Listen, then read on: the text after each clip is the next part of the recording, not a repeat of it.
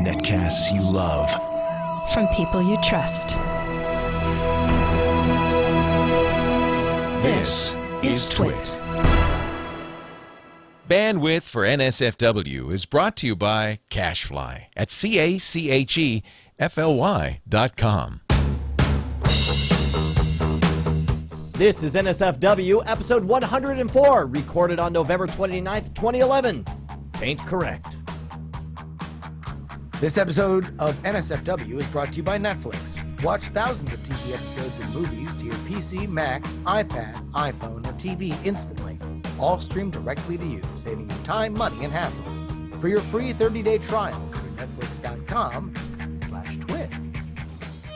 And Ford. Featuring available Sync with My Ford Touch. Sync with My Ford Touch gets you to your destination with integrated turn-by-turn directions and directional arrows displayed on screen. Check it out in the new 2012 Ford Focus at ford.com/technology. Heirat oder nicht Heirat, das ist nicht mehr die Frage. Die Augen erzählen der Welt, dass sie verliebt sind. Bei vollem Verstand. Coffee, Tea or Kaffee. Trink mich.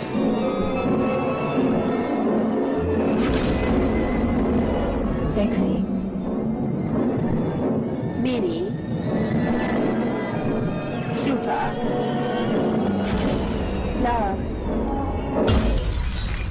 Yes! And just like that, that means it is go time for NSFW, the new show full of win, the new sauce for the Webernets, the show that is nominally safe for work. I'm your host, Brian Brushwood, joined as always by the inimitable co-host, the one, the only, the provincial overlord of your estates of mind, one Justin Robert Rubens III. What is going on, Professor JRY? Holy Christ on a cracker, Brian. How'd he get there? Well, I'll tell you why. This show's so goddamn awesome, he was afraid for his life, so he ran there for shelter. You want to know why it's awesome? Well, I'll tell you why. Okay. We have just a million different things that are going on. Number one, it's King Leo's birthday. We're going to pick him out a birthday card. And we're going to do it by surfing through a lot of stuff that we would never send him. Somewhere in there, amongst all these bad ideas that the fine denizens of Chatrealm send us, there has to be a good card that we can send to King Leo. Absolutely, and we're also going to play one of our favorite games. Folks, the Oscar movies are coming out, and we're going to tell you what the plots are just by the titles and the actors. But to do that, we needed one man. There's only one man on Earth who can play this game. He is movie reviewer, screenwriter, author extraordinaire, folks. Cargill back on the show. Cargill, welcome. See, Robert Cargill, Massa Worm himself. Hey, man, I hesitate to tell you this because I know you'll be ticked, but we went and had a very short winter version of the movie draft, and they didn't let me pick who was in it, and so we didn't invite you. But I definitely want to have you back for the summer movie draft, the big extravaganza coming up this year. After I stunk it up this year with all my crap. I wasn't gonna rub your face in that, but as long as it was a thing of beauty. I actually chose the 4 biggest loser surprises of the summer. And then of course I chose the obvious one that was going to do well. I just didn't do as well as I'd hoped. Yeah. But then I ended up talking smack about a film that I had seen that Sarah had picked that turned out to be the big surprise of the summer and exceeded. Oh, you're talking about. So it was just every week. It was just like, oh yeah, no, once Green Lantern crapped out, I was like, yeah, there goes the summer. I'm done. Yeah, well, and also, and I guess you didn't expect Hangover 2 because I remember the conversation after we were like, oh no, I've seen Hangover 2 and it is terrible. No, it wasn't Hangover 2. It was Bridesmaids that I'd seen. Bridesmaids. Okay, no, but that one did pretty well. Where I'd seen it and I was like, look, mainstream audiences aren't going to like it, and they didn't. But what ended up happening was mainstream audiences went and saw it anyway. Yeah. And then the more effete comedy audiences went and saw it and loved it. And so it actually played very well. And what was expected to do like 50 million ended up doing like 150 million. And it's like, wow, that's what are you going to do? Yeah, Hangover 2, we knew that was going to do well. Did just not nearly as well as it did. Yeah.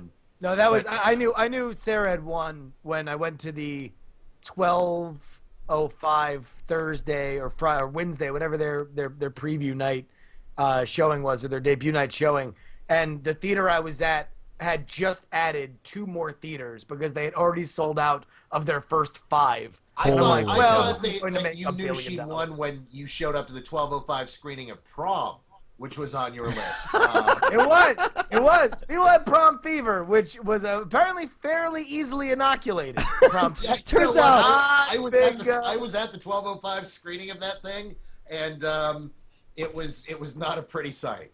It's not a pretty sight. It went much like my actual prom. Very disappointing. Very little action in the prom. And the thing is, I didn't want to bring up, I've actually been to 7 proms, so I could tell you well in advance that nothing was going to pan out. And with that confession, I say it's time to begin our little game. Justin, you want to explain what we're up to?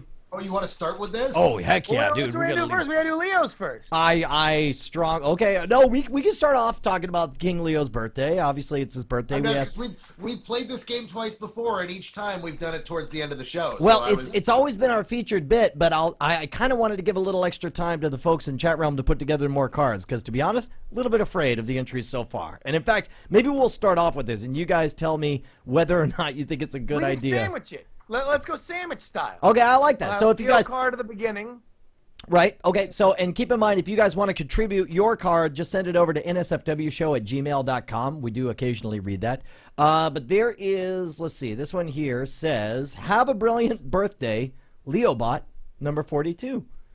And it says, okay, so that's cute. That's sweet. It says, "I hope you have a spectacular 3rd birthday. Love, Aunt Lisa." So I don't know that that's quite appropriate. I mean, I like the sentiment of it. It's simple. How old is Leo? That's what we're at. We just, we're gonna say he's 3. I guess. I don't know. Well, how I don't know. old is he? That I believe he's 33. So finally, well, Leo. so it's base 11. No. Touche, sir.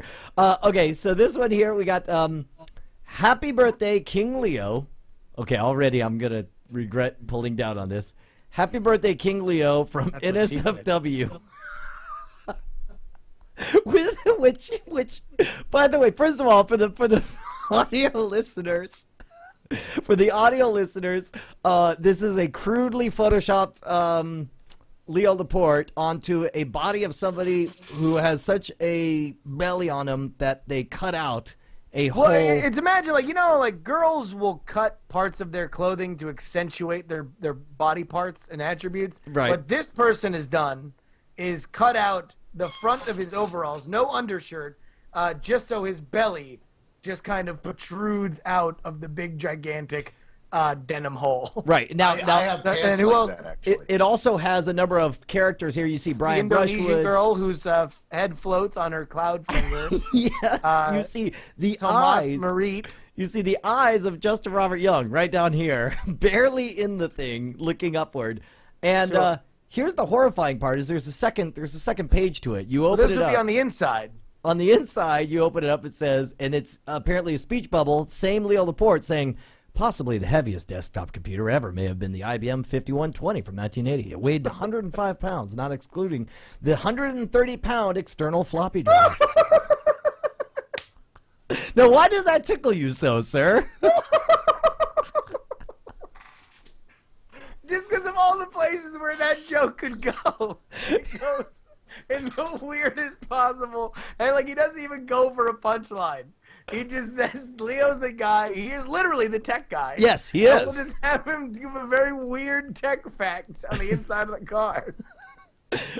Okay, so this one here says Leo Laporte, happy birthday, and on the left it says it's got the devil horns rocking, and there's flames coming out. Yeah, as if the 2 points of the devil horns are lighters at a concert. There's a little lighter. Exactly, flame and pen written upon there. It says happy and birthday, and then that's cool. That's a rock and rollin' card. Yes, that one's not bad. The inside says happy birthday to a person who in dog years would be dead, which I'm pretty sure is actually a card that you could get from one of the saucier Hallmark lines. I'm gonna discontinue that. If you're gonna be mean, be very, very creatively mean. That's my hallmark in life. Yeah, well, why can't somebody be nice? For example, there's this one.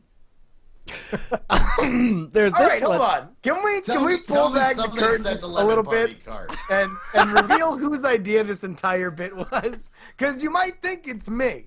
Because they would think, oh, Justin's weird. Justin doesn't mind burning his reputation on live internet and immortalized forever. He must have come up with the let's make horrible cards for Leo segment. No, it was not. The idea is that What was your idea?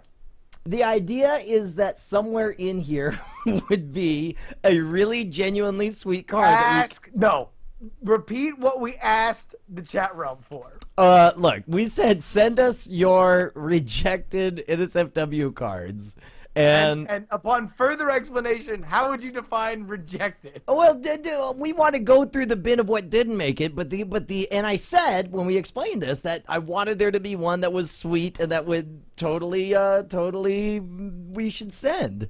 Which people would totally get out of send us rejected Leo Laporte. No, okay, we went live on the pre-show at justin.tv/scamschoolbrian and explained the whole thing.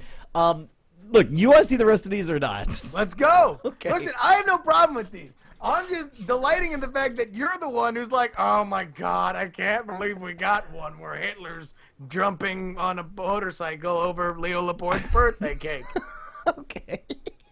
That actually be a pretty awesome freaking card. It really would. Countdown. Hitler jumping over Set the something on a timer for 10 motorcycle. minutes before that rolls in. Okay, here's one that I'm sure will be happy to see that says Derpy Derp Day. And that when you scroll down, it says, that is all from your friends. See, this one I love. See, this I think that's a great card. It has everything we want in it. Leo looking dumb, us looking like complete retards, words. What else can you want in a birthday greeting? It is elegant and simple for Derpy Derp Day, and that is all. Plus, it has the horrifying image of you and me with chocolate, alcohol-infused stuff coming out our face. Please tell me you're not kidding about that. No, that's exactly what that is. Yeah, that is what it is. That's not what it looks like. It's it looks like there needs to be a cup in between you two. Okay, that's a good point. No, that was Dragon Con. That's why I'm dressed like Doctor Who. Brian decided, hey, we just had a really maybe our best ever live show, a crowning achievement in the show. Why don't we stop our meticulously planned program so I can fill your mouth to the point where you choke on alcohol-infused chocolate whipped cream? Yes. All right, first of all, is there anyone in the chat room who thought that was a bad idea? Is there anyone who did not like that part of the show? Because if so, get out, sir. And meanwhile, we'll look at the next card. Here's one that has a very happy Leo Laporte. Looks like he's got vampire teeth. Well, his bicuspids do look a little bit long. A little bit longer than usual. And the text here says, the blood and souls of myriad generations conditioned to intern unbeknown to fuel his apparent and eternal and infernal immortality. Happy, quote-unquote, birthday. Now, here's the best part. I want you to check this out. You look and you see Leo right off the top. But look who is barely in the card. Oh, look at that. So it says, the blood and souls of myriad generations of conditions interns unbeknownst to fuel the apparent eternal and infernal immortality. Happy, quote-unquote, birthday. Now, is that like a quote from something? I don't know, but I believe, number one, it is very odd that all of a sudden Leo has a 55th birthday, and all of a sudden Chad's hair goes white. And to cover it up, he colors it red, saying that this is all on purpose. It's a little bit weird. Plus, Leo is a little weird. Leo, like, legitimately never ages. That's weird, too. Are you insinuating that Leo is a werewolf? No, I think I'd like to point out that Leo Laporte is, in fact, a mummy. Everyone thinks he's a werewolf. He's a mummy. Gadowak saying that that's not a quote, it's just a thing you wrote. That was good. I like that. And I appreciate the proper use of the word myriad, which you often see people. So this one here, quite plainly, just says, what do you gift? the man who doesn't age. I think we're seeing a conspiracy theory right here. All right, so it's Leo, a very innocent 2 thumbs up. Is there a payoff here? No, there isn't. Apparently the payoff, in fact, that should be, I think this should be the outside, is what do you gift the man who doesn't age? And it's got Leo. And then when you open it up on I like this. And then when you open it up on the inside, it says, the blood and souls of myriad generations conditioned to, oh wait, I think that was the intention of it. I think these are displayed separately. Oh my God, this means we have a winner. I didn't realize these are the same one. Because I think we have a leader in the clubhouse. Yes, that's Gadawag is confirming right now that that's the payoff for the cover, which is what do you gift the man who doesn't age? Yes. And you realize that he is in fact a vampire and he has sucked the blood of everybody at Tech TV and Twit. Nope, and in fact that's the last entry I have in here. Unless somebody we'll keep it open if anyone wants to send something in. Let's do an ad and then we'll go do the Oscar bit. Everybody keep churning them out. NSFWshow@gmail.com. We'll go through the second wave. We'll have second breakfast after the Oscar. Yeah, fair enough, man. No, that's great. That's awesome. Hold on, we got somebody. We have pressing. Hold on, this is just. Oh my God, this. I'm sorry, ladies and gentlemen. We've got Special report. breaking news here. It says here this came to me courtesy of Bonnie Brushwood, the Invisible Wife. What is this? Okay. From Bonnie, it says, "It's your birthday, so get baked." All right. And then you open it up. God, I hope there's a dime bag taped inside. That's so funny. You open up, and it says, "Keep rocking with your hammy self, die in an oven-baked fire." And that's a ham right there. That is a... That's a little ham. It's got some pineapple and cherry. Yes, exactly. It actually looks like a sandworm from Dune.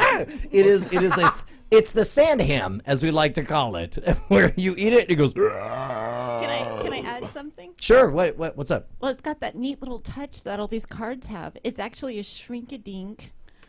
Is this a shrinky-dink? Yeah, so you put Did it you on go a downstairs and pin. create a GD shrinky-dink for this? Yeah, and he can go around I wearing don't it think proudly. you can bypass losing the belt by dropping a little G and D action over there, my friend. Oh, we can say that. Yeah. That doesn't get you the belt. Yeah, what are you, some kind of hornswoggler?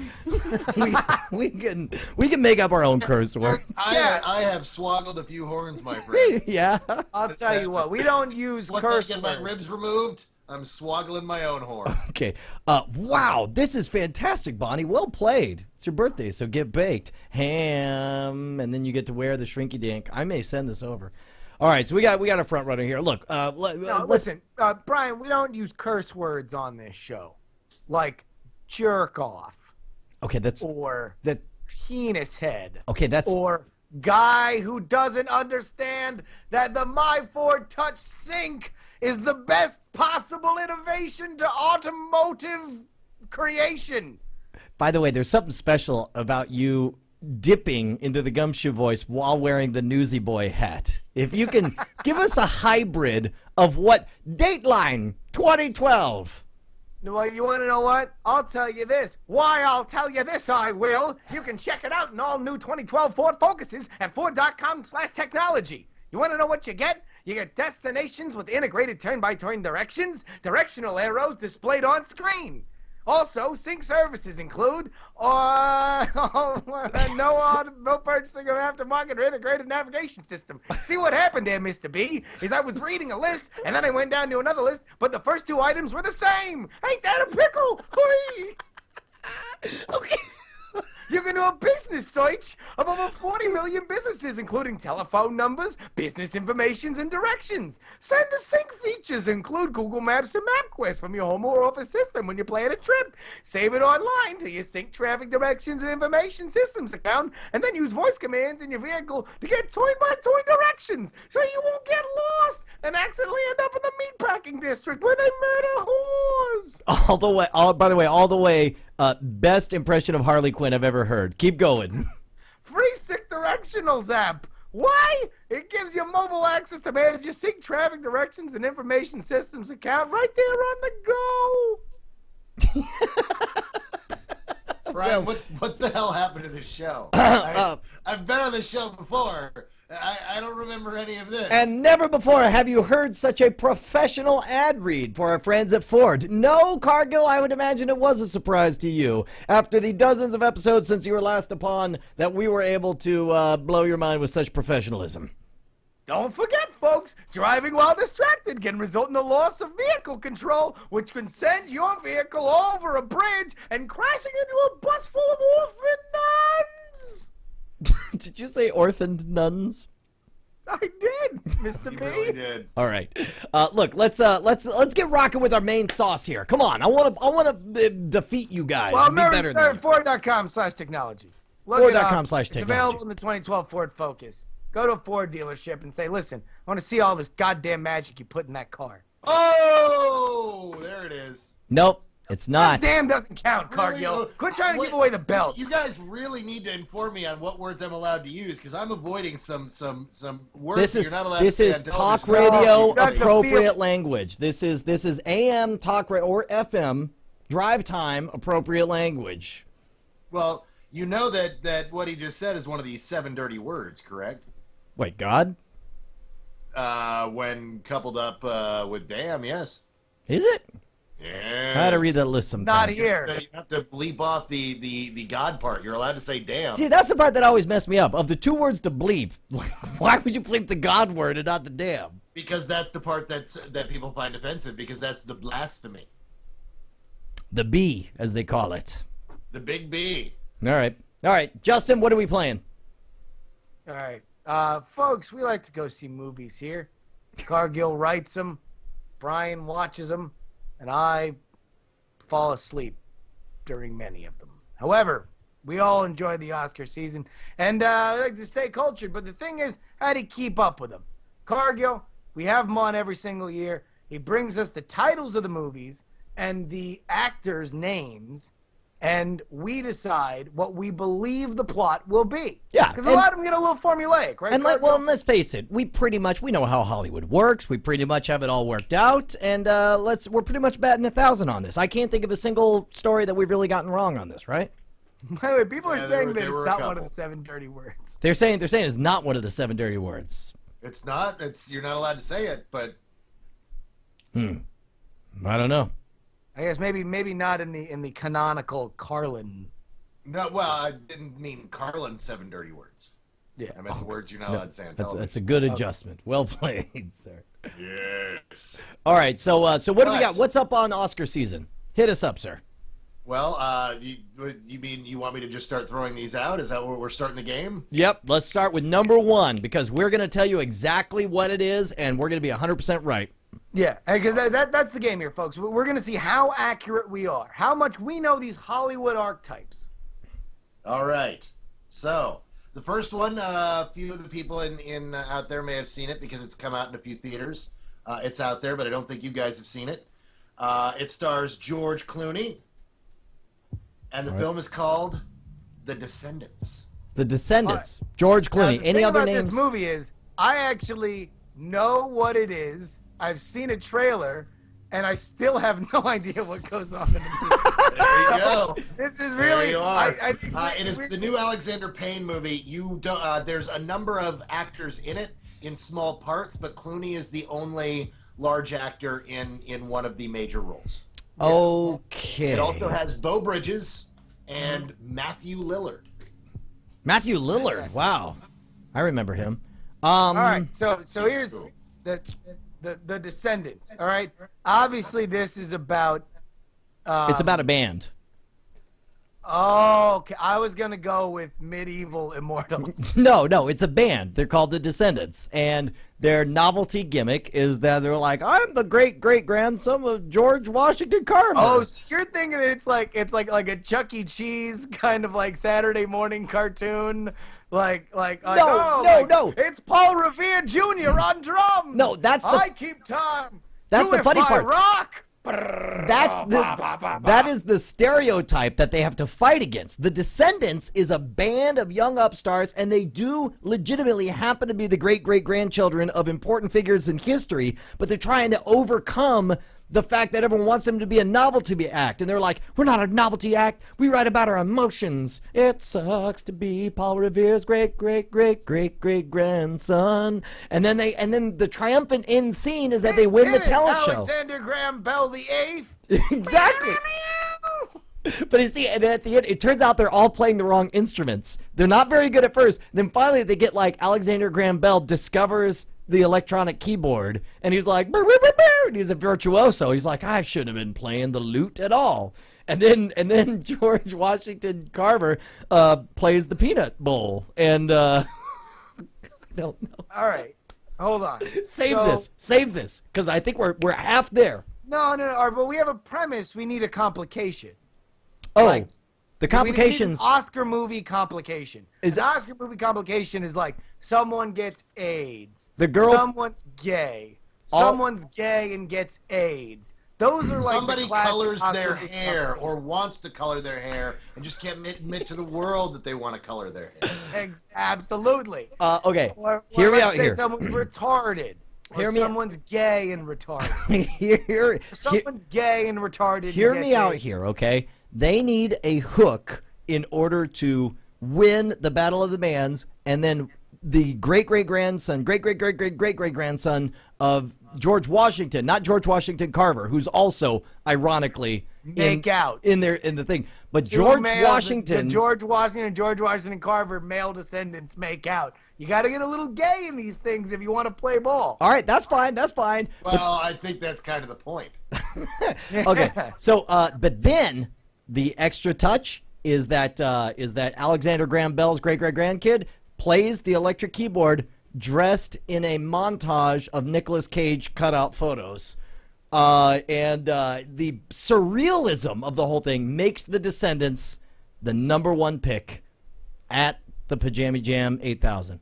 Okay, wait, but like, what's the complication? Like, they have to like win a contest or something. There's gotta be a reason why they have to break up and then reform. Like, what's the deal here? Is it maybe it's one of the descendants? It's George Washington, the white descendant, trying to get the band back together, but he has to learn to teach him how to play different instruments. And the final one is George Washington Carver, and that's the big final thing. Is it's like the Johnny Cash bio, where they like kiss on stage, and you know that it's love forever. Right, exactly. Well, I think that's the overall story, is that they're trying to win the Battle of the Bands, and it's that self-discovery that allows them to kill it and put the Descendants in the history. He's got to get the band back together, because that's your arc. You know, that's is he going to do it? Is he not? Why is he wearing that hat? These are the questions the audience asks. Yes, exactly. Cargill, how dead on target were we? Close, very close. You had it there for a while, and then you kind of strayed off. The Descendants is a film in which George Clooney plays a man whose wife is on life support and may die when he discovers that she has been cheating on him, and he and his daughters try to reconnect while trying to deal with the impending death of the cheating wife. I think we're really close until you got to Alexander Graham Bell. The minute you let Justin take over, you just completely went off the rails. Yeah, so close. So close. But you'll get the next one. Technogasm says, actually, what we were describing was the dream sequence that George Clooney has. Some people, we forgot to put George Clooney and Bo Bridges. Some people pointed out that there actually is the band called The Descendants, and maybe that's what I was thinking of this whole time.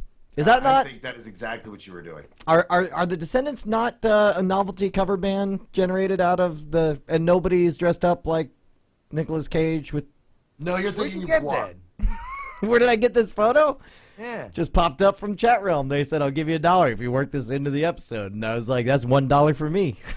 And this thing crates that. Stop running side schemes. Nobody is. You bootlegged that shit right there is gonna haunt your dreams. Stop trying to profiteer, you weirdo. All right. Look. Let's get back to the winning. All right, set us up the bomb. All right. Next, we have what? Every time you cut to me, my camera decides, oh, I'm gonna fade out here for a second. All right. Next, we have a movie called Shame, starring Michael Fassbender and Carey Mulligan. Okay, hold on, real quick. The movie's called Shame, and it stars a dude named Fassbender and a chick named Mulligan. Yes. Fassbender and Mulligan in Shame. Justin, what are you feeling? Well, Michael Fassbender's that strapping bloke who was Magneto, right?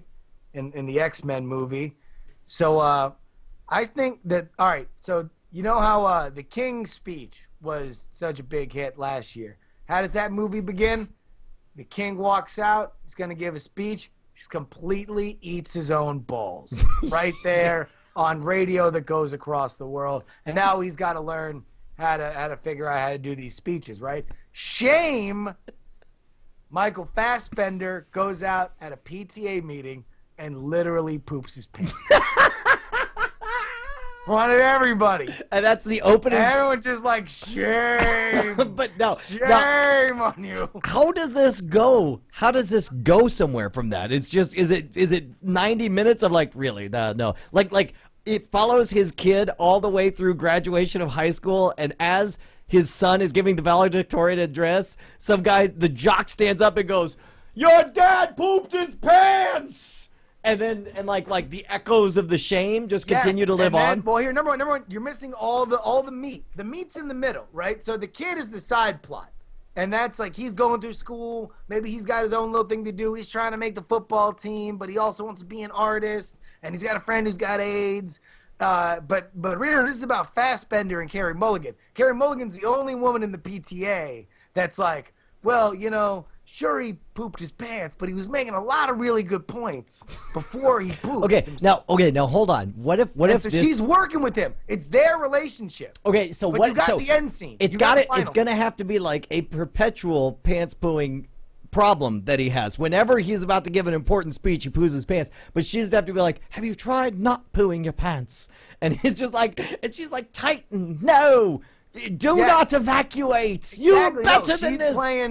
She's playing the Jeffrey Rush role. Yes. Like, she's unorthodox. See, there's your normal run-of-the-mill therapist who specialize in stopping people from pooping their pants. But she's really out there. She's doing crazy stuff. She's throwing animal poop in his face. She's like tipping over his kitchen table, spilling pudding on the floor. Like, and he's just like, I don't know what's happening. It was a mistake. I ate a lot of chili before the meeting. Like, I was sick. I had the flu earlier. But the triumphant. No, you don't get it.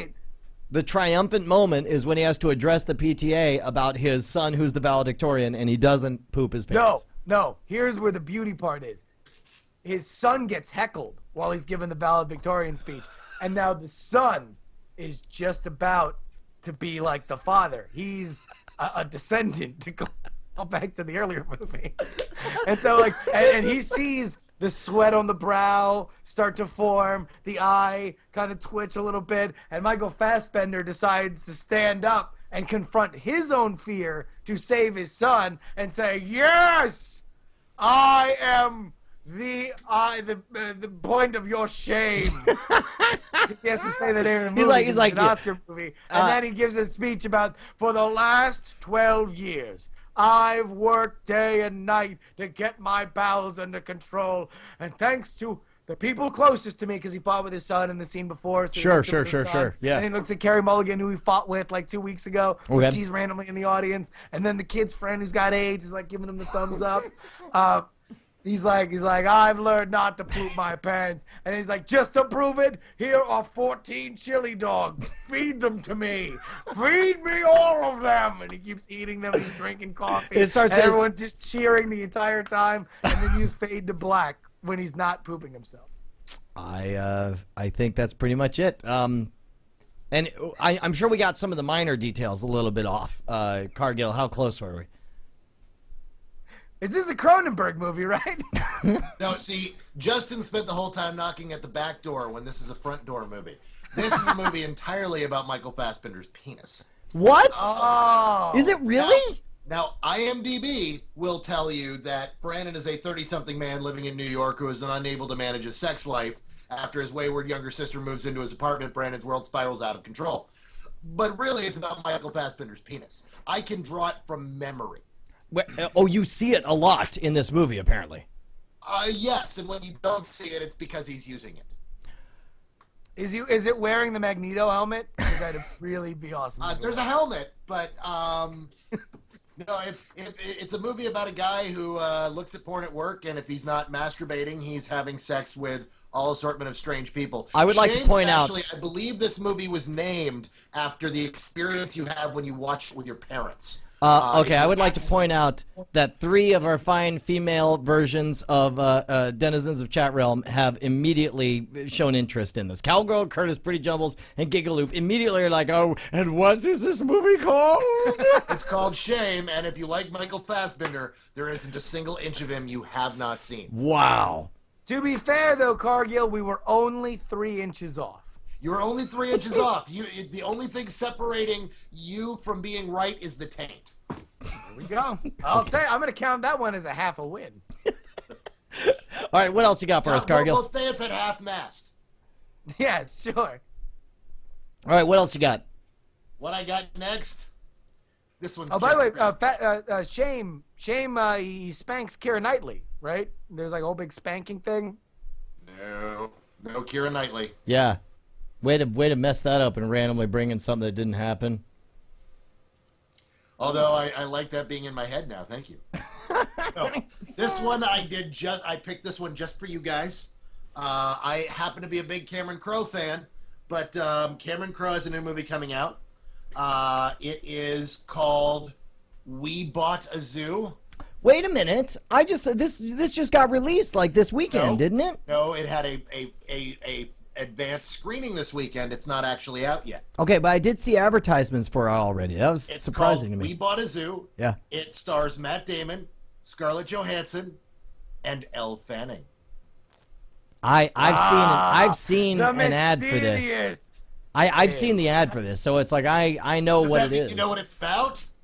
Well, from the ad, it looks like it's based on a true story that they buy a zoo, and it's like, oh, it's so hard to run a zoo, and they're like, there's monkey poo under my feet now. I don't know what I'm doing, and then at the end, it becomes a profitable zoo.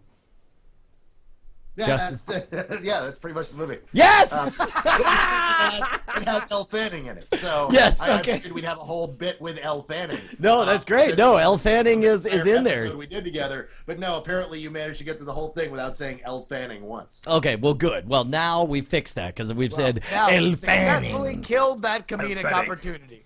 There we go. It's dead, folks. It doesn't have to trouble you anymore. Exactly. All right, I'm ready. I'm ready, Cargill. What else you got? So we're at 1.5, I guess.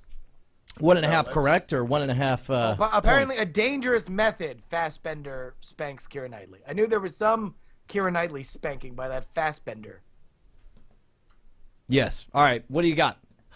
What I got is Albert Nobbs.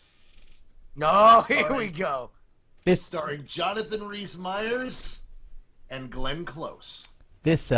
Oh, dang it. I've seen the preview for this as well. I know what this one is. I'm not going to talk. Why did you start paying attention to things? I didn't. I've been seeing a lot of movies lately. I'm going to leave this to Justin. Why can't you just play the game? Do you know how I've seen the previews for all of these movies? I'm not ruining them. Dude. I'm not ruining the bit. Play along. Well, here's the thing. All these times... You just ruined the bit by acknowledging that letting everybody else in that you actually know what's going on Yeah, here. so now you're guilty. Hello, Pot. It's me, Kettle. You're black. Ha ha! You just admitted that you knew. Maybe you could have saved it. No, I lie about it for the sake of entertainment. Not this time you didn't. You made sure to just dive face first. To say, why are you ruining it, a-hole? You guys have ruined the magic. No! All right, you just told the kids there is no Santa Claus. Way to go, Justin. By the way, kids in the chat room, there's no Santa Claus. I actually got an email once because I had made some Santa Claus comment on frame rate, and somebody was like, yeah, my 10-year-old was in the room when you said that, so thanks for that. And your email should have been 10. How the hell did you let a 10-year-old still believe in Santa Claus? 10-year-olds can get erections, for the love of Christ. And that's the rule. Cargill knows. He checks. Okay. We're going to get to that later. Look. Albert Nobbs. So here's the thing. There's a young Jonathan Rhys-Meyers. He's made his entire fortune, billions upon billions, crafting the most exquisite knobs you've ever seen in your life. No. First third of the movie is you see some like celebrity cameo, like a Natalie Portman-esque kind of celebrity cameo, where she's like reaching down to grab a knob, and like it's carved of like ivory, and she literally orgasms like as she turns the knob of the door, and she just like That's how Natalie Portman orgasms, by the way. I would like to think that, like, also just randomly, first time it's an accident, like a webcam just happened to be on and they capture that brief moment. They upload it to YouTube and it's like, OMG, my roommate orgasm was turning a knob. And then like it becomes a viral sensation. And so all of a sudden Albert Nobbs has like a job to do. He's got to craft all these knobs and make an empire of totally safe for work women orgasming as they grab knobs. Absolutely. So Glenn Close, she's the competition. Right? She's door handle McGee, and nobody likes her because she's up against Albert Nobbs, right? Yes. Her name is Helena Handel. Helena Handel says, the way you open a door in this country, and she's smoking a cigar, she's getting in the face of some underling. The way you open a door in America, I'll tell you how you open a door in America. It starts at the beginning, there's a little thing, and then it ends 2 inches below it. That's how you open a door in America. You pull on that. You don't turn nothing. We're not a country of turners. And she grabs the. It's called leverage. It's called leverage for a reason, and that's why we use handles. She's grabbing the PA, and she's got all these angry, guys that are, for some reason, they're in like a steel mill factory, and they're like hammering down on a bunch of like handles that they're forging out of iron, but it's just like these ornate, gothic, awful handles. And she's like we don't turn in this country. We're not a country of turners. And they're like, yeah. So they go and they go setting fire to the Knobs factory and everything, and then meanwhile he's got to have a big show to get enough money to keep the factory open. Albert Nobbs versus Helena Handel. Helena Handel. Helena Handel. I need to apologize here. I stopped listening, and as my brain melted, as Justin kept doing this maneuver while talking about knobs. It was I couldn't get past that. I didn't hear a damn word you said. You saw visuals though. While doing this repeatedly. I'll tell you, that's where the money's at. Yes. All right. What is Helena Handel about? You mean Albert Nobbs? Oh well, he's the bad guy, but yeah. No, he's the good guy. Albert Nobbs is a movie in which Glenn Close plays a woman passing as a man in order to work and survive in 19th century Ireland. Some 30 years after donning men's clothing, she finds herself trapped in a prison of her own making. Have you seen this already? Oh, I actually have seen this trailer. I it's one of the few I have not been able to see. It's still sitting on my my coffee table. They keep coming in every day, and I'm kind of like, I'll put the cross-dressing movie off till tomorrow. I'll put the sequel to Yentl at the back of the queue. Yes, that is exactly what I'm going to do. All right. We got time for one more real quick. What do you got? Oh, well, I actually, you know what? Honestly, I only pulled up 4. You didn't expect me to ever get through because you always cut me off at 4. I know. Well, this time I happen to know what happened when we bought a zoo. It was about these people who bought a zoo. And I'll tell you what, in the meantime, we'll thank our fabulous sponsors. Justin, who else paid for this fine show? Listen, I heard a lot of caterwauling about a fine company over the last couple months. Is it this one right here? It's not the NSFW show with a Wendy's chat. Jesus, it's the same color. They didn't even have to Photoshop his hair color. I told you. It's the same. I dropped that joke at the beginning of the show. It's not. But it's so perfect. It's yeah. That's wow, I'll say, if you squint while looking at the phrase neon ginger, it looks like a whole nother word. Wow. And that'll be the last time I show that on the show. Thank you very much. I'm going to go ahead and just clean this up. Listen, I hear a lot of bitching. There's a lot of hipsters running around talking about, oh, Netflix raised their prices. Oh, Netflix is going to call itself Quickster. oh, Netflix won't let me steal my friend's account anymore. And then, you want to know what they did? They gave died. all the babies a big fat sucker, and they decided to say, hey, you want more Arrested Development? And then all of a sudden they were like, oh, can I get Netflix? Let me subscribe to Netflix. I need to do that because of course you're going to watch Arrested Development. They shut everybody up immediately. They just gave them a big fat pacifier for the stupid babies who want to bitch about this beautiful American company. Can I tell you real quick something about Netflix? All right. First of all, number one, of course, we all know that Netflix streams movies, thousands of titles to your Nintendo Wii, to your PS3, to your Xbox, to your iPhone, your iPad. Do you realize that Bonnie didn't even know that you could stream full-length movies to your iPhone over the 3G connection anytime, anywhere? She was busy trying to placate the kids with old stale movies they'd seen a million times before. She didn't know that she could just like, boop, boop, boop, we live in the future, and hand them a phone, and they would shut the hell up. That's the beauty of Netflix. Second of all, the announcement you heard, Netflix makes dreams come true. They are a literal genie. This is not a figure of speech. They were born out of the rubbing of the lamp. Whoa. Not on television, sir. You rub the lamp and out pops Netflix and says, what is your one wish? You're like, well, the one thing that I've been wishing for about 5 years now is that, we'd have Arrested Development back. And as Justin pointed out, that's exactly what happened. Now, here's the thing. They're always rotating their stock, so it's like you never know what's going to be available. But I'll tell you what. Right now, I'm going to go Arrested. Oh, look at that. I got as far as R and intending to go to Arg, the pirate movie. But instead, Arrested Development. Boom, ba-doom, boom. All right there for, there we go, for instant streaming Arrested Development. How great is that? Sponsor, out of curiosity? Who? Netflix? Yeah.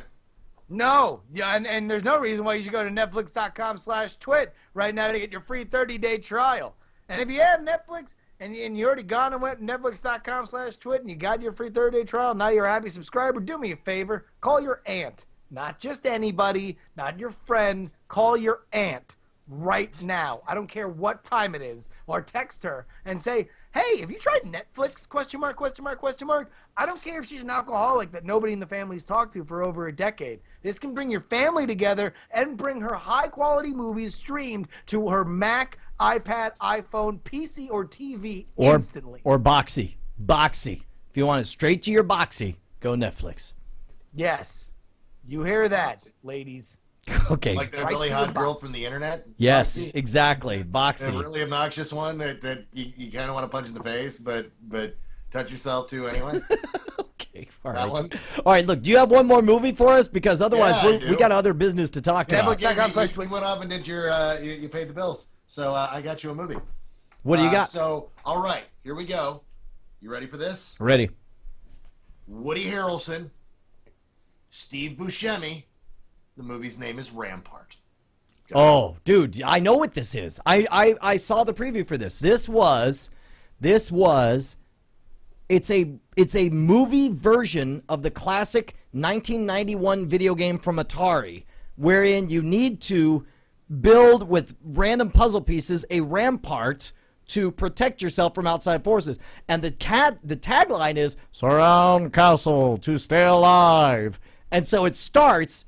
And these guys love the game, right? And so they start off, and the opening shot has the two of them. They're playing with the trackballs, and like,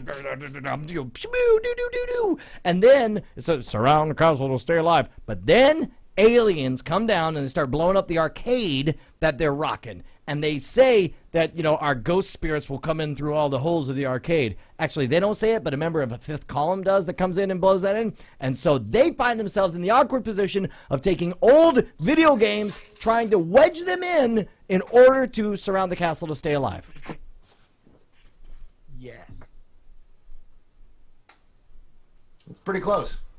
Being a fan of Rampart myself, I can honestly say I appreciate your fellow love of Rampart, which is probably why we're friends. However, that is not at all what this movie is about. What? I could have sworn that's what Rampart was about. Set in 1999. See, it's a movie set in the future. See? Oh, Set in 1999 Los Angeles. Veteran police officer Dave Brown, the last of the renegade cops, works to take care of his family and struggles for his own survival. So, I don't know, I think That sounds pretty close to Rampart, the way I described well, it. because I mean, I they love that don't it's say set how in he the future in struggles for his own 1999, survival. It could and that be it stars. aliens. It's about the last of the renegade cops. Wait, is it really like in an alternate future of 1999? Is this all like tongue in cheek, or is it supposed to be in the past? I Oh, just, that was I a- love that was the what we fact like to call in the that business a joke. The description of it. That's the description of it, and I found it really funny because that's how descriptions of movies started in the 80s. Was set in you know, 1999. Set in 1999 Detroit, last of the renegade cops. You know, that's pretty much RoboCop right there. But instead, no, it's a movie made about a cop 12 years ago in Los Angeles, where apparently cops stopped being renegade all of a sudden. Man, I would Apparently really they like just to fell think. in line and just started pepper spraying the crap out of people. I'm not gonna. Okay, so you're saying that you're not gonna preclude the possibility that there's a scene in which he needs to fortify his hideout. I can tell you beyond a shadow of a doubt that there is no scene that evokes the classic video game Rampart. Yeah, I'm gonna put that as a maybe. I'm gonna put pretty much we got it. It's pretty close. It's pretty much on. Not even close. It's I think we're pretty much like just barely like if this were high school and you had just gone up to talk to a girl and asked her out and Yep. she turned her back and walked away and Yep. you came back and said, "Dude, I totally just nailed that chick." Yep, no, that's what this was. that sounds accurate to me, and I think I did totally just nail that chick. That chick being the accuracy of the movie. Nailed the accuracy of the movie. Well, now that we've all agreed, let's move on to Leo's birthday card. Look, I think we got a winner, unless there's anything else I can see here. Hold on. Did someone make Lemon Party? Please tell me someone made Lemon Party. No, but this is pretty great. This is a Somebody real. have Hitler on a motorcycle. No Hitler jumping over a cake on a motorcycle. But I'll tell you. Motorcycle. I'll tell you what. It's got. I think is that Leo's dog Ozzy, and then the Pie High dog there. So it says, "Happy birthday, King Leo." They photoshopped him on I believe Queen Victoria's body. Yeah. So it says, "Happy birthday, King Leo." From, although what's great is when you cut it off, it looks like he's got like a waddle here, which of course the real Leo does not have. But it says, "Happy birthday, King Leo," from NSFW and your British subjects. And it says, it shows a crown, it says LL for Leo Laporte, and as a diamond club, it says love, Chatrealm. There's a lot of heart in there. This one I would send, but I don't know. I kind of like the... I mean, Derp and Derp's Day. Oh, I'm sorry. Hold on. This has just been updated. We have Superior Shrinky-Dink Ham, if that makes it any better. That's a good-looking ham right there. Traditional ham hock we could put on there. I don't know. People are going to have to send us an email to nsfwshow@gmail.com telling us which one to send. So we had a lot of people that were saying that they were like sending stuff in. Did we get nothing else in from nsfwshow@gmail.com? You know what? Let me take a look here because I don't know if John was still. Oh my God! Here we go. We got Happy Birthday, Leo. Love, Chad. That one's Happy not birthday, bad. Leo, love Chad. That's amazing. That's not bad. You know, is that really a picture of Leo there? Well, that's Leo Laporte, of course, but the hair. That looks like a photo from WebMD of a guy who's selling like herpes medication. That's okay. That's not our beloved Leo Laporte you're talking about. Here we go. Oh my God. Yes. Oh my God. It's a pull-out card. It says, "It's your birthday," which means a lot of cake. So, and then you see two hands that are reaching into the pull-out card. So when you would pull the two parts together, or the two parts apart, it would turn into goatsy. That's the idea. Oh, wait a minute. It says, "It's your birthday," which means open wide. It shows a cake. That's the pull-out part. That's and the cake. Let's just say it's like a big red sun. That's a cake. It's definitely a cake. Go back. Does that look like a cake to you? It's a cake. It better be a cake, or otherwise I'm in way trouble. I think you're in way trouble. We agree it's a cake. It Dear looks Leo. like Chad's hair. Dear Leo, we here at Chatrealm hope you have a ball on your birthday. And there's, of course, the Pilates ball that he sits on. Or maybe not. So it shows the Pilates ball. And then And it shows the deflated ball from when his ball actually popped.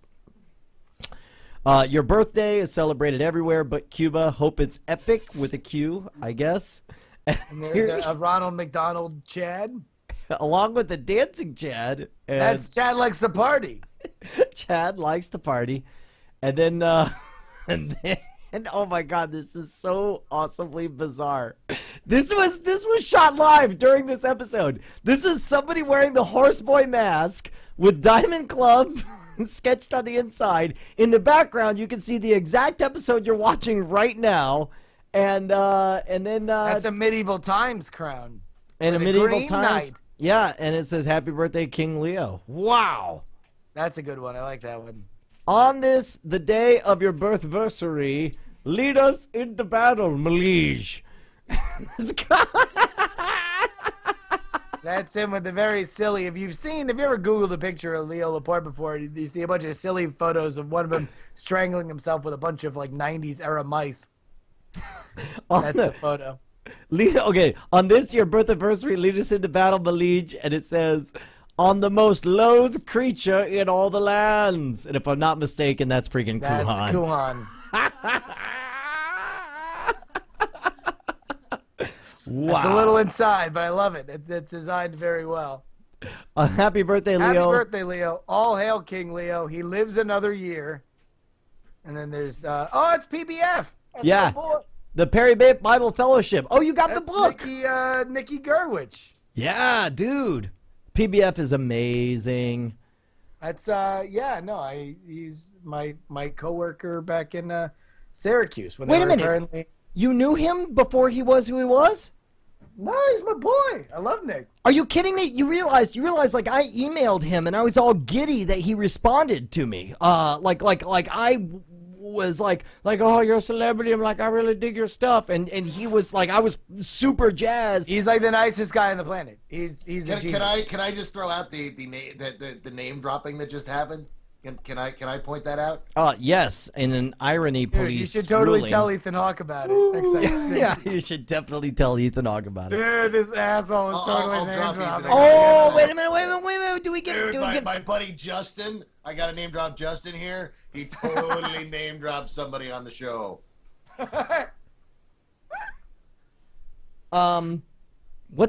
Bonnie's accusing you of not having any hair in the back. Did you cut your hair? Are you rocking the Jesus cut? What? You've got lady hair now. I wanted to get a haircut while I was on set, and one of the great things about being on set is that they have professional hairstylists there, and one of the girls was like, hey, your wife's coming into town, let me cut your hair, and she gave me a haircut that my wife really liked, and I was like, rock on. All right, look, we are theoretically almost out of time here, Justin, but there's one thing, and I don't mean to spring this on you, but there's something that we should plug what's going to happen next week on NSFW show, and we should have a call to arms, because you realize that, number one, next week we're going to be hanging with our boys from Record Setter, formerly URDB. It's been 100 episodes since we had Dan Rollman on, and we put our own show in jeopardy on our 4th episode by having somebody vomit all over themselves. Blew up on the launch pad. That one blew up all over his own chest. Probably shouldn't have used those words. But here's the important thing. The folks over at Record Setter will be here live in Austin 1 week from today, and they want us to have a live on-stage presence. They want us to set world records live via a Google Hangout with members of Chatrealm. They want to recreate the magic of what happened 100 episodes ago, and they want me to be there live on stage. They want you to be there virtually by projection, hollow disc or some crap. But here's the important part. Did you know that you and I are up for an award for the top award of 2011, right? Well, yeah, we're gonna make their book, right? Or is it 2011? Yeah, Sky 5's up for it. Right, Sky 5 is up for it. Here's the thing: they're only taking the top 5 people. So what you got to do is you got to go to facebook.com/recordsetter. Okay, so right there, facebook.com/recordsetter, and when you go there, in order to vote for it, you have to like them. But of course, we already like those guys, right? So that's no big deal. Once you get liked, you can vote one time a day. The voting ends 2 days from now. Okay, now here's the thing. We're like practically in last place. Number one has 850 votes. We are number like 7 with 76 votes. We have 76 votes total. You get to vote once per day. You get to vote once per day, and all you have to do is log into Facebook and like us on Record Setter, or like Record Setter, and of course we already like them, so it's no big deal. And vote today, tomorrow, and the next day. Here's the challenge. I think Diamond Club has the juice to go from last place at 76 votes total to first place with over 1,000 votes in only possibly 1 day. You guys might be able to rock it right now, but it's embarrassing that the team who made Night Attack a #1 comedy album, I trust you guys to explode this all the way to the top. Justin? All over their chest. God dang it. I really Oh, for the love of God. I knew I shouldn't have said that. No, you really shouldn't have. Because that's all anyone can think about. What's the number one thing? I want to make fun of. What's the number one thing? What's the number one record that's got all those goddamn votes? I don't know. I'm not logged in to Facebook. Somebody tell me. I demand to know. Who dares to fire? We don't want to win it by being trashed here. The point is, just go to facebook.com/recordsetter. Here's the other thing. Most of the people listening to this on the audio podcast after the fact, it's already too late. Unless it's before December 1st. Make your vote count. Let's rocket this. Let's Sky 5 it to the top. And the last day, go from last place all the way up to first place. All right. Here's the number one record, heaviest vehicle pulled with beard while wearing roller skates. Number one, why would a gay guy force his fake girlfriend to pull a vehicle? Okay. That's just cruel. Okay, no. Number I think you're confused. Roller blades are in, not skates. Enough with that. Fake record. It's not even real. Please vote for us. You want to know why? Because sky-fiving is the best, and it's sweeping the nation.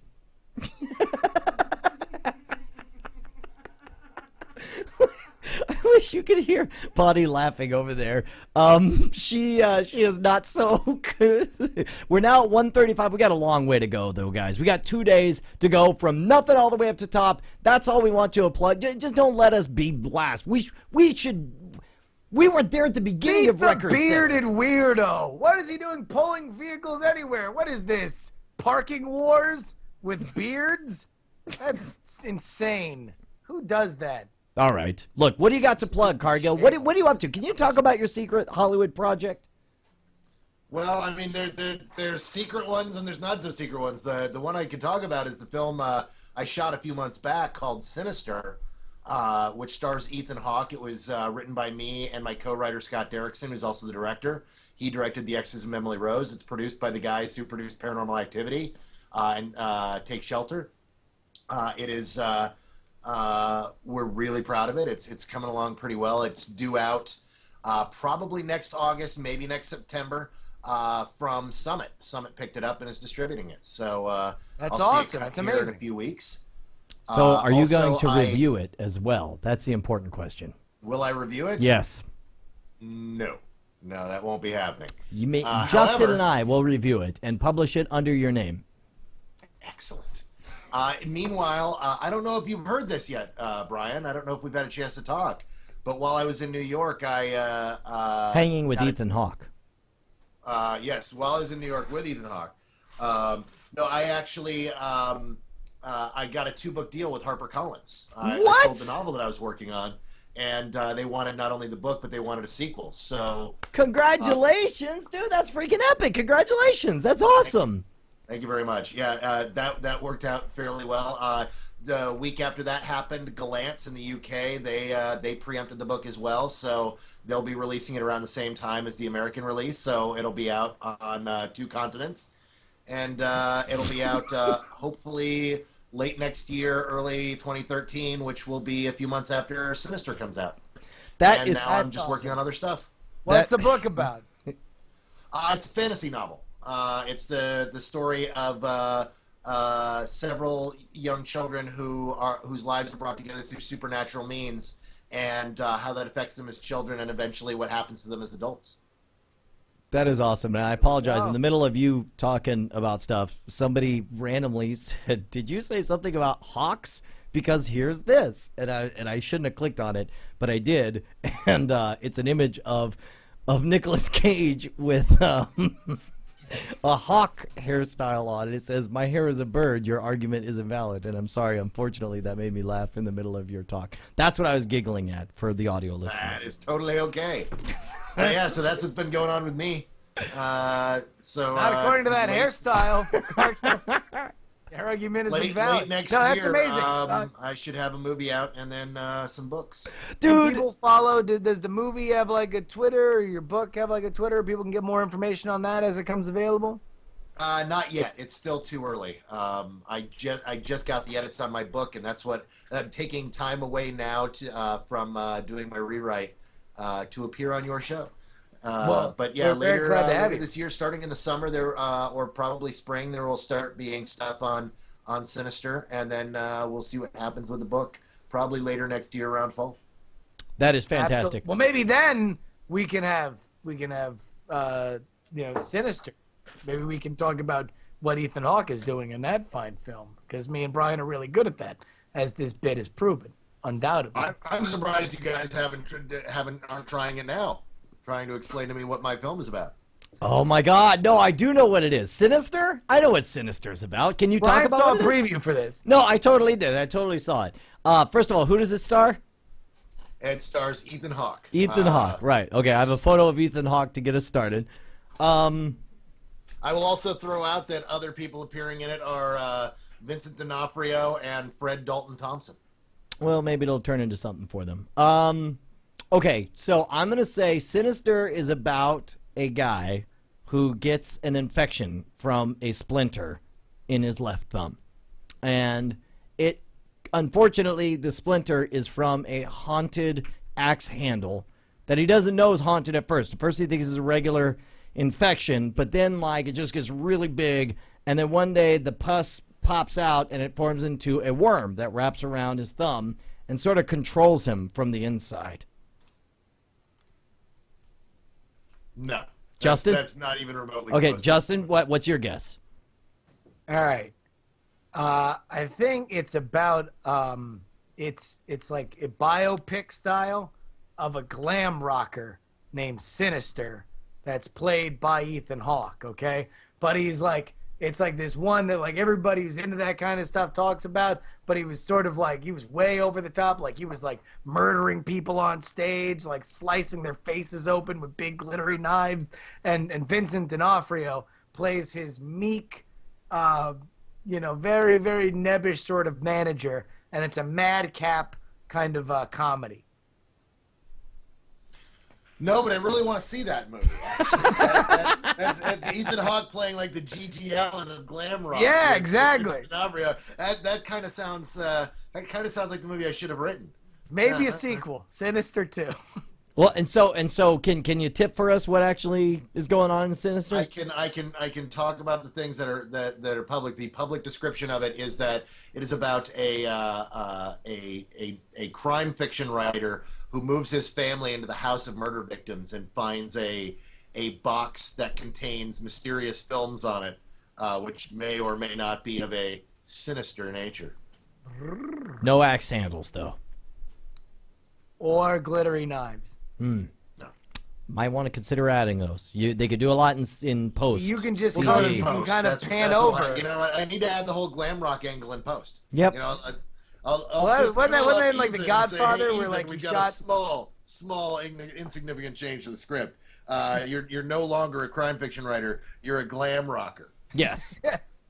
Well, it's a That glamorous. was like in Godfather, Coppola shot, what's her face picking up the phone, not knowing if he was ever going to use it, just so like he could change something if he needed to edit something in post. So that's what you should be doing in these movies. Is just and everything, just in case you need it, just pan over to a glittery knife. Never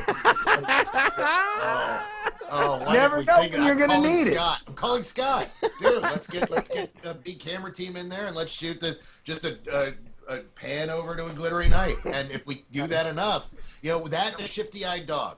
If we get Yes, a exactly. knife and a shifty-eyed dog, I think we've got a film. All right, done and done. Look, that's it for this episode of NSFW. Thanks to everybody hanging out with us. Of course, rock the vote over at Record Setter at facebook.com/Record Setter. Join us next week hanging out with Dan Rollman live on stage at the State Theater here in Austin. Justin, anything else to plug before we wrap things up? New episode of Weird Things out. Magic Week in Review on iTricks. Other than that, follow me, Justin R. Young, on Twitter. Right on. It breaks my heart 'cause I just can't bear to be a part Die in a fire party, people. Ryan Nobody won the belt. of NSFW. Nobody gets the belt Why does nobody get the belt? nobody did. because nobody cursed. You want the belt? I cursed. You guys totally missed it. I slipped it in there. No. I actually swore. I deliberately swore. All right, Next Tuesday. we'll find out. I'd rather be dipped in honey and fed to a big ant pile than do without Justin Robert Young for even a little while. Oh, NSFW, I love you.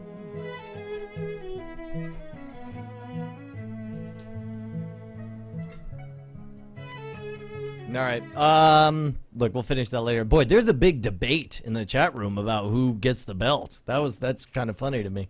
Because is a-hole, is that a naughty word? Am I a bad boy? well, and what's funny is, meanwhile, I clicked over to the chat room, and the chat room showed an F-bomb. But meanwhile, so like I kind of half did a word, and you did a questionable word. But meanwhile, Cargill insists that he said a full-on curse word that nobody heard. Yep. Well, what'd you say, Cargill? I said shit. Okay. I can't believe you fell for that. We're still live on Twitch. Now you definitely. I already said it. But now you definitely win the belt. Holy cow! Whoa! All right, what are we calling this episode? Don't listen. Don't listen? What does that mean? I'm joking.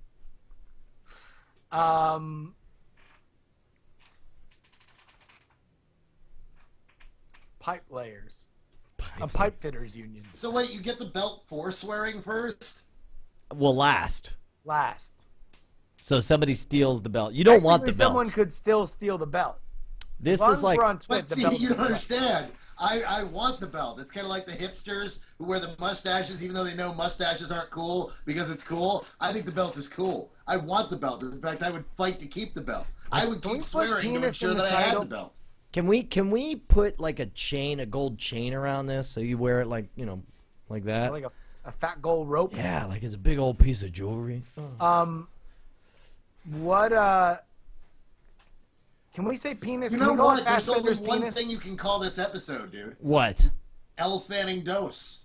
Numbers going dose. Well, we didn't even get to do an Elle Fanning bit because Play by the Rules Brushwood had already seen the thing. And yet, it's still L. Fanning Dose. Ugh, it's not though. I don't want to force sweet Elle Fanning into this if it's not a funny joke. What about Taint Correct? Taint correct. Yeah. Ain't correct. All right, that's fine. You know, I'm disappointed that we never got to the video, Brian. Oh my God! There was a number of videos. There was a couple of videos. That was gonna be the third bit, but we ran so long. I just say, here, let's just keep this running. Here. Man, I don't know. I forgot all about the freaking. Because there's a magical piece of internet out there. No, that we needs to be need to shared share with the this. We need to share this. Okay. I did. I kept myself pure for this. Okay. All right. Here we go. So this will be. Special report. We forgot to show the very important news item. And so let me see if I can actually find this thing right here. This is the wrong link right here.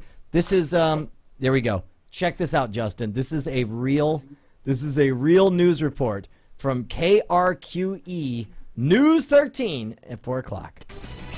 Good afternoon, I'm Kim Baez. It looks innocent enough, a cartoon bear with a big smile. But the Okay, real quick. Justin, what's going on through your head right now? Well, yeah, it appears as if Chesty Kim Velez, found at kim.velez or at krqr.net, is about to do a story about a jaunty little bear that you and I know as Pedo Bear. The title on their little graphic there is Sticker Warning. Okay, here we go. You're gonna call her Chesty? Really? I mean, she's cute, but But let's be fair. Maybe it's just the way that that's frozen. I don't know. Maybe let me see him sway for a second. Okay. General says Like it is amber a waves of dangerous grain. symbol targeting children. The character known as Pet-a-Bear has recently popped up in the city, and authorities say parents need to be on guard. News 13's Selena Westervelt has the details from downtown. I would like to point out that this story is brought to you from the Newsplex. From the Newsplex all the way to downtown Albuquerque. All right, number one. All right, here, wait, real quick, go back. Just look how solemn. What's this lady's name? Her name is Downtown Julie Brown Albuquerque. Downtown Albuquerque. By the way, not a bad stripper name. Not a terrible one. It would be a bad. You know what? No. It's not a stripper name. It's an action. I did it to my wife once. She won't ever let me do it again, but I have gotten the full Downtown Albuquerque. I thought the stripper name was Browntown Albuquerque. Okay. Browntown Well, Albuquerque now you is the took it very to porn name. Dirtyville. Okay. Play it. Downtown. Kim, Pet-a-Bear is a cartoon that on the internet swipes children and molests them. Now it has quite the fall. I can't believe we're stopping there. We haven't even gotten to the stupid yet. Like that's actually fairly close. That's the one bit of information that's true in this entire report. Like right there. I love that was he the nugget of swipes truth. them though. Not unlike Yogi Bear with picnic baskets. Go ahead. Go. Among certain cartoon enthusiasts, but law enforcement is worried that pedophiles are hiding behind the cartoon and victimizing children. There are people out there after their children, and they are using this cute, cuddly little bear as an insignia. This is Pedo-Bear. Also, the only other piece of truth in this entire story. That, in fact, is Pedo-Bear. It is. All right.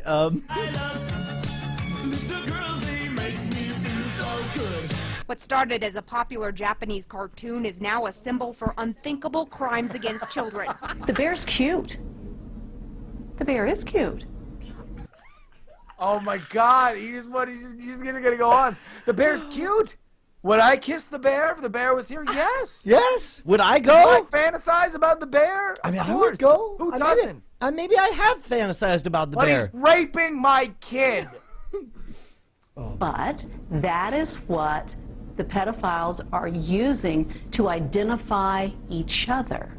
Lynn Southard with the state's Attorney General's office says the predators use Pedo-Bear online. He can be placed in children's games to attract them to pedophiles' websites. The New Mexico Attorney General's Internet Crimes Against...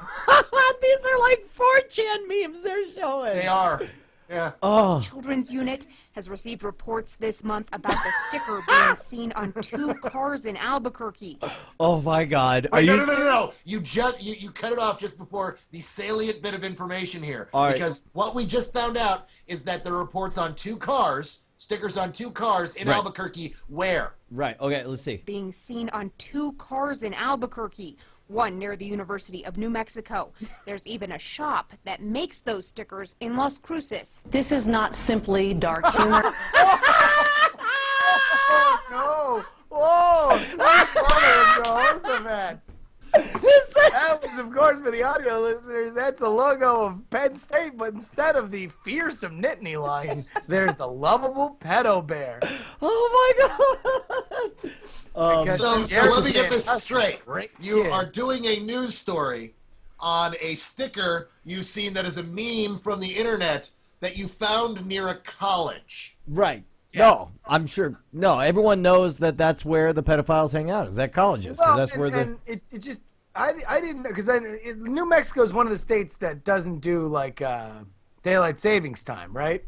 Like no, they that's just Arizona. Is that Arizona? Well, maybe That's New Arizona. Mexico's trying to go compete with that and just eliminating irony. They're a state without irony. It's just, hey, that's a pedophile thing. Well, that guy's obviously raping a kid. There's no room for joke. Now we've gotten through the stupid in the piece. Now we're about to go into complete lunacy. All right, here we go. Not a joke.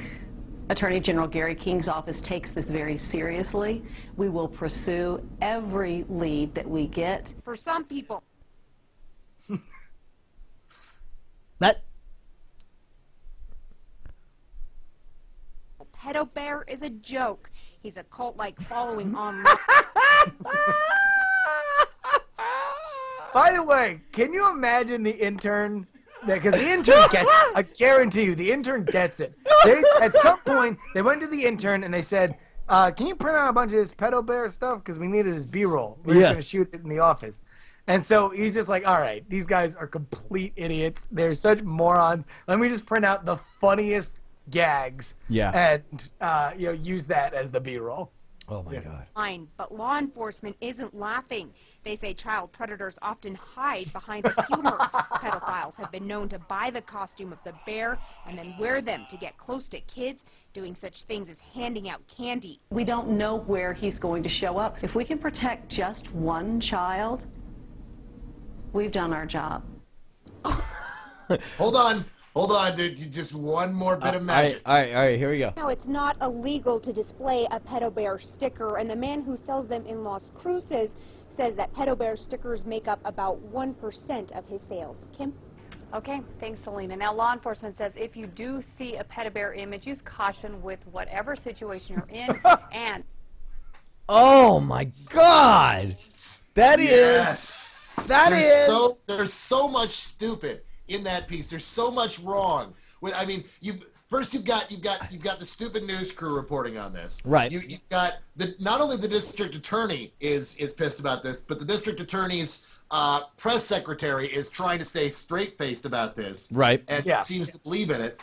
You have the police issuing caution, and you have people saying that somehow pedophiles are going to, of all the cute possible costumes they could wear to get near children, they're going to wear the one that everyone readily identifies as being a pedophile. Right. No, it's like a brand giant neon sign that says pedophile. Yeah. I don't get. I mean, I get one or two people in that story being stupid, but just the stupid splatter in there that seems to hit everybody. It strikes me as everyone there is on the meth from the TV show. That the blue everyone meth, yes. in Albuquerque has to be freaking high because none of that makes any sense whatsoever. Holy freaking cow.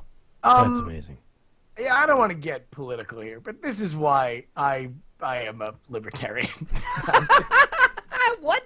Okay, I know. All right. Now, number one, of all the you are so anti-political. You're so robustly oh, it's great that these guys are trashing these guys. I've never heard you once confess to having any political persuasion. Explain to me why this Pedo Bear piece is the thing that finally outs you with your political persuasion. Because everything is dumb, and you're always... All right, here's the political reality. Whenever you say, we're doing this to save the children, instant as much money as you need.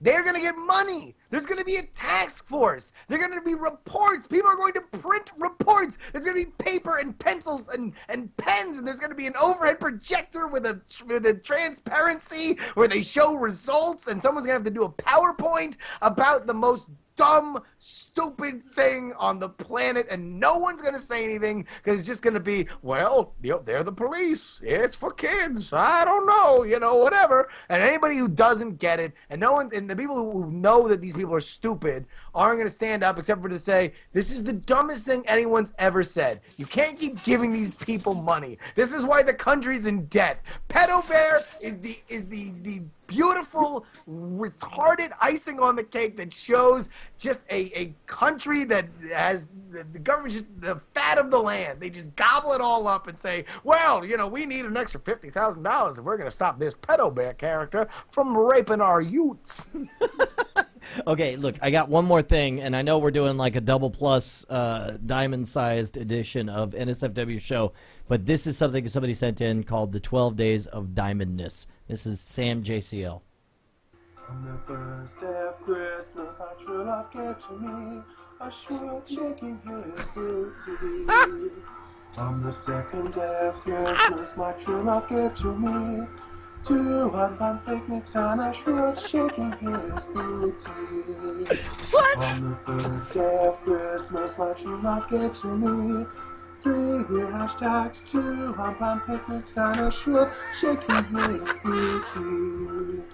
On the 4th day of Christmas, my true love gave to me 4 angry sponsors, 3 new hashtags, 2 unplanned picnics, and a shrimp shaking his booty. Oh my God. On the 5th day of Christmas, my true love said to me, Tony, edit this out.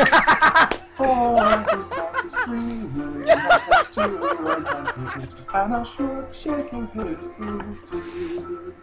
On the 6th day of Christmas, my true love gave to me 6 musical guests, Tony, edit this out. 4 angry sponsors, 3 new hashtags, 2 unplanned picnics, and a shrimp shaking his booty. On the 7th day of Christmas, my true love gave to me 7 races called and 6 musical guests, Tony, edit this out. 4 angry sponsors, 3 new hashtags, 2 unplanned picnics, and a sword shaking his booty. On the 8th day of Christmas, my true love gave to me 8 obscure rambling, 7 races calm, and 6 musical guests. I'm gonna jump ahead here. Obscure rambling, 7 races calm, and 6 musical guests. Tony, edit this out. 4 angry sponsors, 3 new hashtags, 2 unplanned picnics, and a sword shaking his booty. On the 12th day of Christmas, my true love gave to me 12 Blackwater singles, 11 trips to Bono, 10 trending topics, 9 costume changes, 8 obscure rambling, 7 races, comments, 6 musical guests. Tony, edit this out. 4 angry sponsors, 3 new hashtags, 2 unplanned picnics, and a chat room that totally kicks ass. Wow. That's amazeballs. Merry Christmas, Bone Earth. Wow. That's fantastic. Chat room clearly way excited about that. That was amazing. I'll tell you what. If there's one thing that I want to do right now, Brian, it's to start talking about a completely different conversation as if nothing had changed. See, now, Tony, this is where you cut that segment into the show, and then at that point, you just cut it right in. Just no segue. We just start talking about something completely different. And Ford. With my Ford Touch, what are you doing? Oh, I'm sorry. Did I throw you for a loop? He did. Oh, no, no, no. Why did you have to, oh.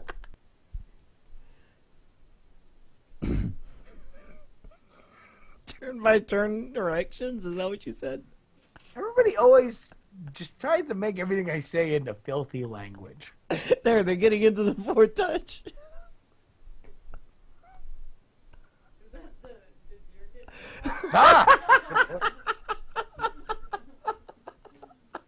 This reminds me of that scene from The Ring 2, except with rape.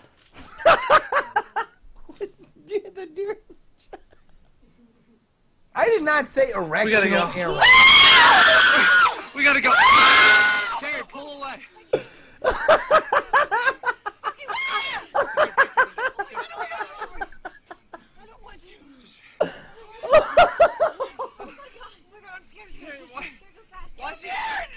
Why is he following us? Is there a car coming? I'm shaking. No, you're good this way.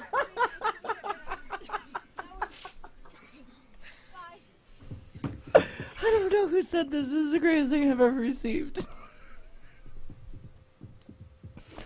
An ass deer. That's a crazy ass shark. Is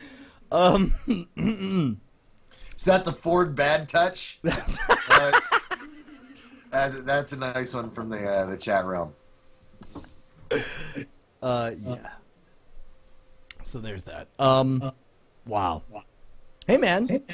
So anything else that we need to say before we shut things off? I didn't say erection. People stop telling me I said erectional arrows. It'd be pretty funny if they were erectional arrows. I wouldn't mind that. Are you pretty funny? Oh my god. This is getting weird. Oh! This is awkward. Why do you keep cutting away at exactly that moment? Because I don't want to accidentally see a deer bone. I don't want to see a nice rack on a deer, is the problem. I did not say erectional arrows to save you time, money, and assholes. But you might have just taken the belt. Oh my god. No, we're good. Oh my god. Alright. This is the best. Is that, like, they're haunted by zombies. Ah! He's like, what's up? What's going on? It is gross. It was... He's pissed. We gotta go. We gotta go. Terry, pull away. He's gonna break your window. Complete with steaming up the glass. Oh my god. This is basically like Jurassic Park. It was. It's Jurassic Park. Why's he following us? No, you're good this way.